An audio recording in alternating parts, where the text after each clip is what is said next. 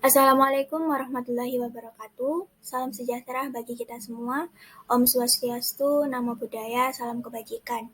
Yang terhormat Bapak Budi Prabowo, SOS MM, selaku dosen pengampu mata kuliah Teori Organisasi dan Administrasi serta teman-teman yang berbahagia.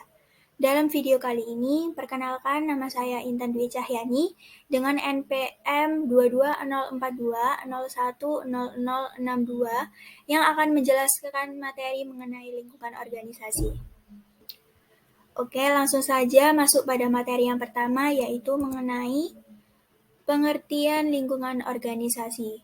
Perlu diketahui terlebih dahulu bahwa organisasi merupakan sekumpulan dua orang atau lebih yang bekerja sama secara struktur untuk mencapai tujuan tertentu. Sedangkan lingkungan organisasi merupakan segala sesuatu yang dapat mempengaruhi kelangsungan, eksistensi, keberadaan, dan sebagainya yang menyangkut organisasi baik bersifat internal maupun eksternal.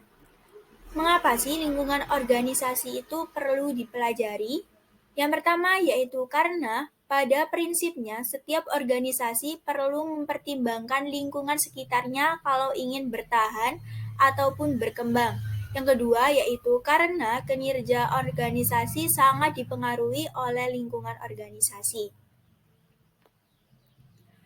Selanjutnya, para ahli juga mengemukakan pengertian dari lingkungan organisasi, yakni yang pertama dari Susilowati dan Basuki, mengatakan bahwa segala sesuatu yang berada di lingkungan serta dapat mempengaruhi baik secara langsung maupun tidak langsung seseorang atau sekelompok orang di dalam melaksanakan aktivitasnya.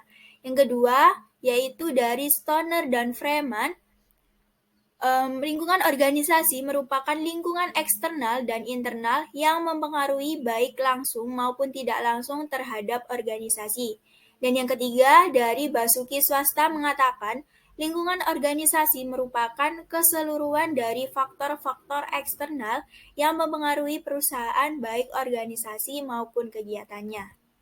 Apa sih pentingnya organisasi menganalisis lingkungannya? Yang pertama yakni organisasi perlu merancang tujuan-tujuannya sehingga informasi mengenai lingkungan sangat diperlukan.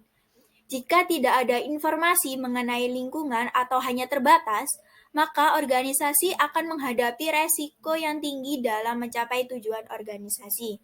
Jika organisasi dapat meminimalisir resiko, maka organisasi akan dapat mencapai keuntungan ataupun profit dan manfaat ataupun benefit. Organisasi harus bisa memahami lingkungannya, sebab jika tidak, maka akan kalah dengan pesaing atau organisasi lain yang lebih dulu menguasai informasi dan sumber-sumber yang ada di lingkungan. Nah, berikut merupakan gambaran dari lingkungan organisasi, yang mana terdapat dua lingkungan, yakni yang pertama dari lingkungan internal dan yang kedua dari lingkungan eksternal. Apa sih lingkungan internal itu? Lingkungan internal merupakan lingkungan organisasi yang berada di dalam organisasi tersebut dan secara formal memiliki implikasi yang langsung dan khusus pada perusahaan. Elemen-elemen yang termasuk dalam lingkungan internal, yaitu 1. Pemilik atau pemegang saham adalah orang-orang yang memiliki hak milik hukum terhadap bisnis tersebut. Dampak dalam implikasi manajerialnya, pemimpin atau pemilik dapat berupa seseorang yang mendirikan dan menjalankan suatu bisnis kecil, partner yang secara bersama-sama memiliki bisnis, ataupun investor yang memiliki saham ataupun bisa dibilang pemegang saham. Yang kedua, dewan direksi. Dewan direksi yakni mereka yang dipilih oleh para pemegang saham dan bertanggung jawab untuk mengawasi manajemen perusahaan secara umum untuk memastikan bahwa perusahaan telah dijalankan dengan cara yang paling memuaskan kepentingan pemegang saham. Yang ketiga yaitu karyawan atau pekerja, yaitu individu-individu yang dipekerjakan oleh suatu organisasi. Karyawan bisa membentuk serikat pekerja yang saat ini mempunyai bargaining power yang cukup besar sehingga dapat mempengaruhi organisasi. Dan yang terakhir, adalah lingkungan kerja fisik, yaitu berupa fasilitas-fasilitas fisik yang disediakan organisasi untuk menunjang operasi organisasi tersebut. Yang kedua yaitu lingkungan eksternal. Apa sih lingkungan eksternal itu? Lingkungan eksternal adalah segala sesuatu di luar batasan organisasi yang mungkin mempengaruhinya. Lingkungan eksternal sendiri dibagi lagi menjadi dua, yakni lingkungan mikro dan lingkungan makro. Lingkungan mikro merupakan segala sesuatu yang berada di luar organisasi, namun mempengaruhi atau berpengaruh secara langsung terhadap organisasi. Elemen-elemen yang termasuk dalam lingkungan mikro adalah 1. Pelanggan. Pelanggan merupakan mereka yang secara langsung memanfaatkan, menggunakan, dan mengajukan permintaan atas barang atau jasa yang ditawarkan oleh organisasi. Yang kedua, yaitu pesaing. Organisasi bisnis lain yang menjalankan organisasi bisnis yang sama dengan organisasi yang kita jalankan. Karena bisnis yang dijalankan sama, maka pesaing merupakan tantangan sekaligus ancaman yang dihadapi organisasi dalam meraih pelanggan. Yang ketiga, yaitu pemasok. Pemasok merupakan pihak yang terkait langsung dalam kegiatan bisnis dari sebuah organisasi, khususnya organisasi bisnis yang melakukan kegiatan produksi barang jadi dari berbahan jenis bahan baku. Yang keempat, yaitu regulator. Regulator merupakan pihak-pihak yang berkepentingan dalam menciptakan keadaan dan kegiatan bisnis yang fair dan aman bagi semua pihak yang ingin menjalankan bisnis. Yang kelima, yakni partner strategis. Partner strategis merupakan perusahaan lain yang menjalankan bisnis berbeda dengan perusahaan kita, akan tetapi dapat secara bersama-sama menjadi mitra kita dalam menjalankan bisnis yang saling menguntungkan kedua belah pihak.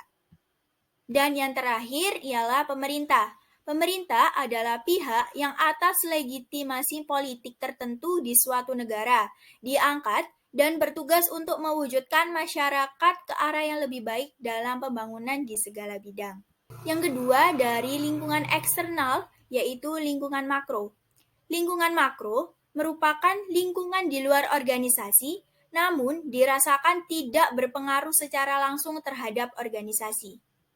Elemen-elemen yang termasuk dalam lingkungan makro, yakni yang pertama, demografi. Kondisi demografi mencakup kebiasaan yang berlaku dalam karakteristik fisik dari populasi seperti jenis kelamin, usia, tingkat pendidikan, lokasi geografis, pendapatan, dan konsumsi keluarga. Yang kedua, yakni ekonomi. Tingkat inflasi, masalah pengangguran, tingkat pertumbuhan pendapatan nasional, keadaan neraca pembayaran, kondisi pasar saham, serta fluktuasi kurs valuta asing dan suku bunga. Secara umum adalah beberapa faktor ekonomi yang mempengaruhi praktik manajemen dalam aktivitas bisnisnya. Yang ketiga yaitu dimensi internasional. Dampak manajerialnya merupakan hal yang penting yang dapat mengembangkan organisasi jika manajer itu sendiri bisa membangun komunikasi sesama organisasi, bahkan sampai tingkat internasional dan organisasinya dapat dikenal di dalam maupun di luar negeri. Yang keempat, yakni alam. Sumber daya alam memberikan bahan-bahan yang dibutuhkan oleh organisasi. Ketersediaan bahan-bahan akan menjamin kelancaran kerja dalam organisasi. Yang kelima adalah teknologi. Perkembangan teknologi di satu sisi memberikan manfaat pada perusahaan untuk meningkatkan produktivitas perusahaan dan menemukan produk-produk baru sehingga perusahaan mampu menciptakan pasar tersendiri yang terhindar dari persaingan yang sangat tajam. Yang kelima, yakni politik. Terdapat kestabilan politik dan kebijakan pemerintah yang sesuai dapat menciptakan suasana yang kondusif untuk mengembangkan aktivitas organisasi bisnis di berbagai bidang. Dan yang terakhir yakni dari budaya. Manajer perlu menyesuaikan strategi bisnis, terutama pemasarannya dengan kondisi nilai-nilai sosial, kebiasaan, dan selera konsumen. Sebagai contoh, saat ini tren nilai dan selera masyarakat perkotaan adalah kembali ke alam, sehingga perusahaan perlu menyesuaikan strategi pemasaran, misal dengan membuat produk yang alami tanpa bahan pengawet. Dan lanjut pada materi selanjutnya, yakni ketidakpastian lingkungan. Ketidakpastian lingkungan menunjukkan keadaan di mana pimpinan tidak memiliki informasi yang cukup mengenai keadaan lingkungan, sehingga sulit memperkirakan perubahan lingkungan yang akan terjadi. Semakin besar ketidakpastian lingkungan yang dihadapi organisasi, maka semakin lingkungan itu membatasi pilihan-pilihan dan kebebasan para manajer. Bagaimana sih cara agar bisa mengendalikan lingkungan organisasi? Yang pertama yaitu menciptakan hubungan yang baik dengan elemen-elemen yang berpengaruh, seperti 1. Integrasi atau penggabungan dengan perusahaan lain. Maksudnya adalah integrasi merupakan cara penciptaan hubungan yang baik karena dapat menghilangkan ketergantungan organisasi terhadap elemen-elemen lingkungannya. Yang kedua, yakni kontrak jangka panjang. Usaha patungan mengurangi ketidakpastian melalui ikatan yang bersifat formal dengan organisasi lainnya. Yang ketiga, yakni kooptasi dan interlocking directorate, yang artinya kooptasi merupakan usaha untuk mengadopsi seseorang yang dianggap penting dari lingkungan untuk masuk menjadi anggota organisasi. Contohnya yang sering terlihat dari kooptasi adalah banyaknya pejabat pemerintah yang duduk sebagai komisaris perusahaan swasta. Yang keempat, yaitu pengangkatan eksekutif. Pengangkatan eksekutif merupakan salah satu cara untuk mengembangkan hubungan yang baik dengan lingkungan. Seseorang yang memiliki kedudukan penting atau berpengaruh dalam lingkungan diadopsi oleh organisasi tersebut. Dan yang terakhir, iklan dan hubungan masyarakat. Hubungan masyarakat pada dasarnya serupa dengan pemasangan iklan, tetapi dilakukan tanpa mengeluarkan biaya dan ditujukan terutama untuk mempengaruhi pandangan masyarakat mengenai perusahaan ataupun organisasi. Hubungan masyarakat mengusahakan agar organisasi memiliki gambaran tertentu di mata semua pihak. Dan strategi yang kedua yaitu mengendalikan lingkungan agar tidak bahaya. Yang pertama, mengubah bidang kegiatan organisasi. Dengan mengubah bidang kegiatan organisasi, maka tujuannya adalah mendapatkan suasana lingkungan yang lebih baik. Organisasi juga bisa memilih segmen lingkungan yang persaingannya tidak terlalu berat. Yang kedua yaitu kegiatan politik atau aktivitas politik yang dapat mempengaruhi perundang-undangan. Yang ketiga yaitu asosiasi organisasi atau bergabung dengan asosiasi sejenis atau pengusaha sejenis. Sekian video materi penjelasan dari saya, kurang lebihnya mohon maaf. Wassalamualaikum warahmatullahi wabarakatuh.